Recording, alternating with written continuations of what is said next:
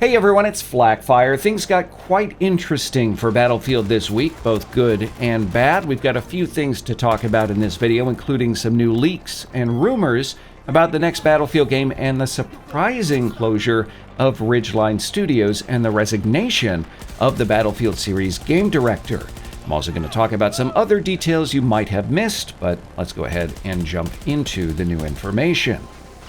First up, we have some alleged details on the next Battlefield title. These come to us from Tom Henderson, who has a pretty good track record when it comes to leaks. He provided a lot of early information on Battlefield 2042, and now he's back again with more.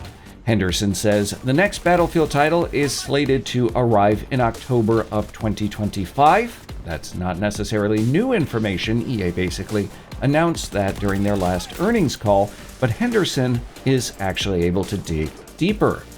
According to the Insider, the next Battlefield game will be set in the modern era, supposedly somewhere between 2025 and 2030. Personally, I think that's too close to Battlefield 2042, and if I were DICE, I'd be looking to distance the franchise as far away from the game as possible. Despite a ton of improvements, Battlefield 2042 remains a point of contention with the community, kind of a thorn in the side, and I just think everybody would benefit from a clean slate. Much rather prefer seeing a return to a setting like Vietnam, or even see DICE be the first major FPS developer to try and unpack the Korean War. Henderson also reports the next Battlefield game will feature 64-player matches, the return of the trademark 4-class system, and an overhaul to Destruction. This does represent a change in creative direction and reflects a more grounded approach. I think that's smart, right? We've seen DICE walk back some of the initial design decisions over the life of Battlefield 2042. Meanwhile, Henderson says a Battlefield Battle Royale remains in the works at EA's Ripple Effect Studio under the guidance of former Call of Duty General Manager Byron Bede. Henderson says it'll be free to play and in the same vein as Call of Duty Warzone. It's rumored to include a traditional Battle Royale game mode and a new take called Gauntlet. This competitive mode apparently pits teams against each other in completing objectives, with the lowest scoring team getting the boot. That does sound awfully similar to Embark's The Finals, but it's not clear yet if this will be something like a PvP or a PvE game mode.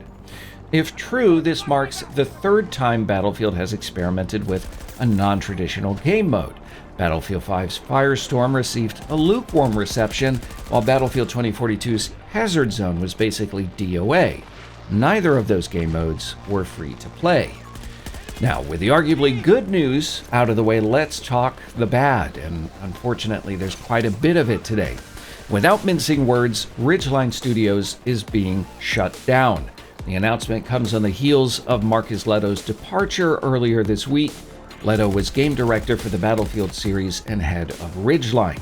He was hired just 2 years ago, and it seems like the split wasn't amicable. Lehto tweeted it was a tough decision and he's going to take some time away from video games. Now, I don't want to speculate too much, but if the game director isn't interested in games after 2 years, that doesn't bode well for the future of Battlefield. You might remember Ridgeline was working on a narrative campaign for Battlefield, which it now seems is up in the air. In an internal note, EA Entertainment President Laura Mila stated the project will be picked up by Criterion producer Danny Isaac and studio head of creative Darren White.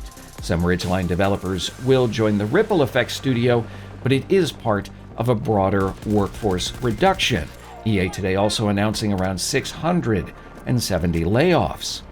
The news comes as a blow to confidence in the Battlefield franchise. Personally, very disappointed to see the closure of Ridgeline. I was very hopeful we were going to see something positive come out of that arrangement. Really seemed like Battlefield was kind of getting turned around, things were getting situated and organized properly, and, well, regardless of how you spin it, these moves that we're seeing here lately don't reflect well on EA. They don't communicate a clear vision for the future of Battlefield. So It really took the wind out of my sails today and my excitement for the Battlefield franchise. I'm curious what you think, but yeah, this has definitely been a rough past few days. Tell me your thoughts down below in the comments. Normally I'd say something like, if you enjoyed this video, probably not in this sense, but we did get some interesting news. So if you liked it, leave a like. If not, leave a dislike. In the meantime, if you want to support the channel, keep your money, share this video. And as always, thanks for watching.